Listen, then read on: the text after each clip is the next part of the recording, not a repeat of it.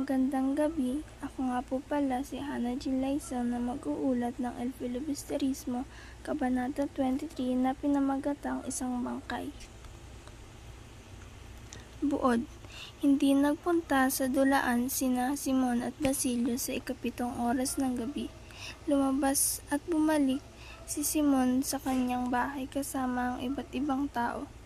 Sa ikawalong oras, nakita siya ni Makaraig sa tabi ng ospital, malapit sa kumbento ng Santa Clara.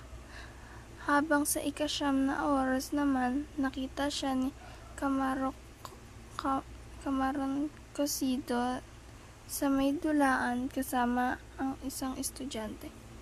Sa kabilang dako, hindi rin pumunta si Basilio sa teatro dahil papunta siya sa San Diego para gamutin si Kapitan Tiago. Ngunit, habang inaalagaan ni Basilio si Kapitan Tiago, sinumpong ito dahil sa sobrang paghit-hit ng opyo. Nagbili naman sina Simon at Padre Irene kay Basilio na pagilingin at pagtiisan ang may sakit. Pagkatapos ay dumating si Simon at muli silang nagkita ni Basilio.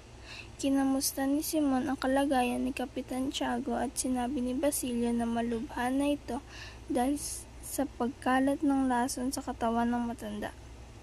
Muling hinimok ni Simon si Basilio na sumama sa himagsikan laban sa mga Kastila at sinabing ang mga hindi kakampi ay tinuturing na kaaway na dapat patayin. Inutusan din ni Simon si Basilio na tumulong sa pagtakas ni Maria Clara mula sa ibento habang nagkakagulo ang lungsod. Ngunit sinabi ni Basilio na huli na ang lahat dahil nalaman niya na nagpakamatay na si Maria Clara. Nang bumalik si Basilio, nakita niya ang liham na padala ni Padre Salvi kay Padre Irene na nagpabasa kay Kapitan Tiago. Nag-iiyak si Kapitan Tiago nang malaman ang pagkamatay ng kanyang anak. Nagulat si Simon sa narinig niyang balita, ngunit ayaw niyang maniwala na totoo ito at pinipilit na buhay pa si Maria Clara. Nang huminahon na, umalis siya ng silid at naririnig si Basilio ang mga sigaw ng hinagpis ni Simon habang paalis ito. Dahil dito, nawala ang interes ni Basilio sa pag-aaral at naisip ang kalagayan ni Simon. Mga tauhan.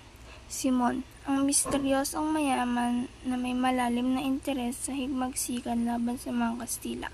Sa kabanatang ito, muli niyang inimbitahan si Basilio na sumama sa himagsikan. Basilio, isang estudyante na nagsilbing doktor kay Kapitan Tiago. Sa kabanatang ito, tinanggihan niya ang alok ni Simon na sumama sa himagsikan. Kapitan Tiago, isang mayaman na mahilig sa opyo. Sa kabanatang ito, nagpatuloy siya sa kanyang paghit-hit ng opyo hanggang sa siya'y malason.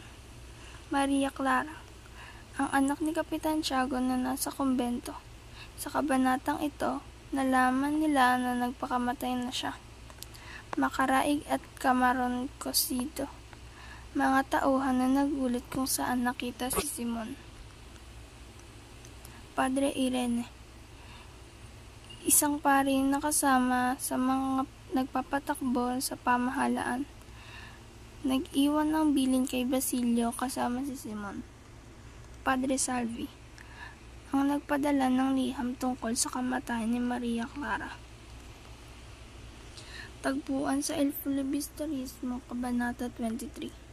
Ang pangunahing tagpuan ng kabanata ay sa bahay ni Kapitan Tiago at mga lugar sa Maynila kung saan nakita si Simon. Mga talasalitaan. Dulaan, lugar kung saan ginaganap ang mga pagtatanghal. Ospital, institusyon na naghahatid ng medikal na serbisyo. Kumbento, tahanan ng mga madre o pari. estudyante, isang individual na nag-aaral. Opyo, isang uri ng droga na nakakalulong. Himagsikan, revolusyon.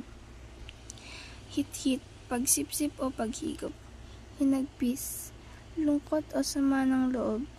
Sigaw, malakas na tunog na lumalabas sa bibig. Kalagayan, kondisyon o estado. Ang aral sa El Filibusterismo, Kabanata 23, isang bangkay. Sa kabanatang ito, ipinapakita ang kahalagahan ng pagiging tapat at pagpapahalaga sa buhay ng iba.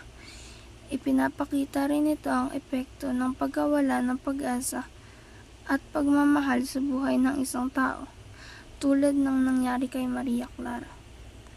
Yun lamang po at maraming salamat sa pakikinig.